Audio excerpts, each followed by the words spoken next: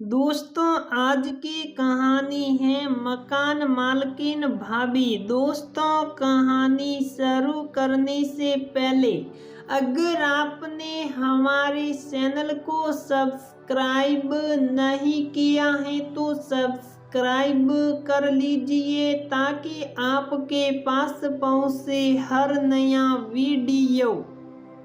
मेरा नाम अर्जुन है। मेरी उम्र 28 साल की है। मेरी लंबाई 100 फुट की है। अभी मैं गुड़गांव के सेक्टर 38 में रहता हूँ, लेकिन ये कहानी तब की है जब मैं कानपुर शहर में सरकारी नौकरी की तैयारी कर रहा था। मैं कानपुर में पहुंच गया था। रहने के लिए एक कमरा ढूंढते ढूंढते शाम हो गई थी, तो मैं निराश हो गया था। उधर ही एक पान सिगरेट की दुकान थी। मैं एक सिगरेट लेकर पीने लगा। मैंने दुकान वाले से कमरे के लिए पूछा। उसने कहा वो सामने मैडम खड़ी हैं, वो देती हैं, उनसे बात कर लो। ये कहकर वो हंसने लगा। मैंने कहा, अरे यार, मुझे कमरा चाहिए और तुम मजाक कर रहे हो। वो बोला, भाई तुम जाकर बात कर लो ना। ये कहकर उसने एक तरफ इशारा किया। उधर एक भाभी बाहर खड़ी हुई थी। भाभी को देखने में ही ऐसा लग रहा था जैसे जन्नत की कोई अप्सरा खड़ी हो। मुझे तो उसी वक्त लगा कि इसे अभी अपने अरमानों को साइड में रखते हुए मैंने सिगरेट बुझाई और उनके करीब चला गया। भाभी से नमस्ते की और पूछा, क्या आपके यहाँ पर कोई कमरा किराए पर मिलेगा? तो भाभी मुस्कान लाती हुई बोली, कितना बड़ा और कैसा? मेरे मुंह से निकल गया, बस आपके जितना और आपके ही जैसा मिल जाए। वो हंसती हुई अंदर आने का इशारा करती हुई चली गई। मैं भी अंदर आ गया। अंदर भाभी के पति देव मुंह में पान मसाला भरे टोंटो करते बात कर रहे थे। मकान मालिक ने मुझे अपनी तोतली भाषा में सब समझाया और एडवांस लेकर कमरा दे दिया। मैं मन ही मन में बड़ा खुश था कि कमरा मिल गया और साथ में भाभी भी मिल गई। अब मैं सोचने लगा कि भाभी को कैसे। मैं आपको भाभी के बारे में बता देता हूँ। भाभी का नाम अनामिका था। उनकी हाइट 5.5 फुट की थी। भाभी का फिगर 34, 28, 38 का था। एकदम पेप्सी की 200 ml की बोतल समझ लीजिए। मेरे जीवन का सबसे अच्छा समय गुजरने लगा था। मैं भी रोज उनके पति के साथ बैडमिंटन खेलने लगा था और भाभी से नजदीकियां बढ़ाने लगा था। भाई साहब भी मुझ पर भरोसा करने लगे थे तो घर बुलाने लगे थे। मुझे उनके घर की चाय पर बुलाने लगे। अब मैं यही सोच रहा था कि उनको कैसे। तभी कुछ ऐसा हुआ कि मेरी तो लॉटरी ही निकल गई।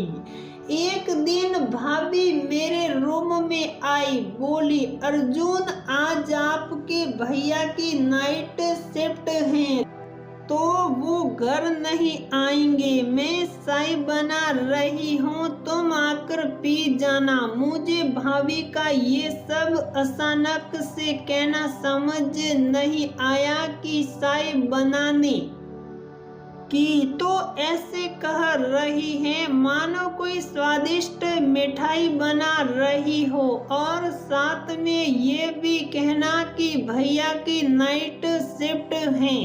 मैं काफी देर तक मनन करता रहा कि इस बात का मर्म क्या हो सकता है। काफी देर तक सर खपाने के बाद मैंने सर झटका और सोच लिया कि चल कर देखते हैं। मैं जब उनके घर गया तो देखा भाभी नाइट सूट पहनी हुई थी। भाभी चाय रखने लगी। मैं परेशान हो गया था। मैंने भाभी से कहा मुझे टॉयलेट जाना है, तो उन्होंने अपने कमरे के बाथरूम की ओर इशारा कर दिया।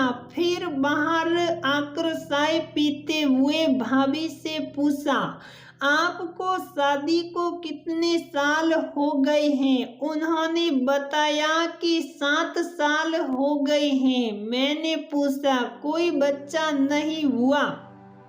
ये सुनकर वो उदास हो गई और बोली, क्या बताऊं यार, बस आपके भैया से। मैंने कहा, अरे तो उदास क्यों होती है भाभी जी, मैं हूं ना। मेरी इस बात पर हम दोनों हंसने लगे।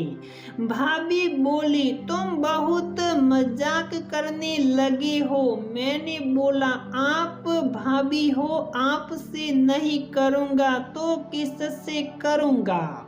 वो भी हो करके हंसने लगी। दूसरे दिन भाभी मुझे बुलाने नहीं आई थी, जबकि भैया की नाइट ड्यूटी आज भी थी। मैं सोचने लगा कि जो वो भाभी ने पक्का देख लिया होगा, कहीं भैया को न बोल दे। मैं उनके पास गया और उनको सॉरी कहा। वो कुछ नहीं बोली। मैं वापस आ गया। उसी दिन रात को 8 बजे मेरे दरवाजे पर खट खट हुई। मैंने दरवाजा खोलकर देखा तो सामने भाभी खड़ी थी। वो बोली, खाना बना लिया क्या अर्जुन? मैं, नहीं भाभी, खाने का मन ही नहीं कर रहा था। वो बोली, मेरी गैस खत्म हो गई है। मैंने हल्का सा मजाक करके देखा कि भाभी नाराज हैं या नहीं। मैं सीधे सिलेंडर को ही भर दूं क्या भाभी? वो समझ गई और हंसकर बोली, अभी सिलेंडर बदल दो। मुझे रोटी बनानी है, तुम भी खा लेना। मैंने राहत की सांस ली कि भाभी का मूड सही है। मैंने उनका सिलेंडर बदल दिया। भाभी रोटी बनाने लगी। मैं उधर ही खड़ा रहकर उनसे बात करने लगा। मैं उनके पास को गया और धीमे से बोला, मैं आपकी कुछ हेल्प करूं भाभी? क्या तुम मेरी सच में हेल्प कर सकते हो? उन्होंने भी ये बड़ी धीमी आवाज में पूछा था। मैंने कहा, हाँ बताओ, मैं आपके लिए क्या कर सकता हूँ भाभी?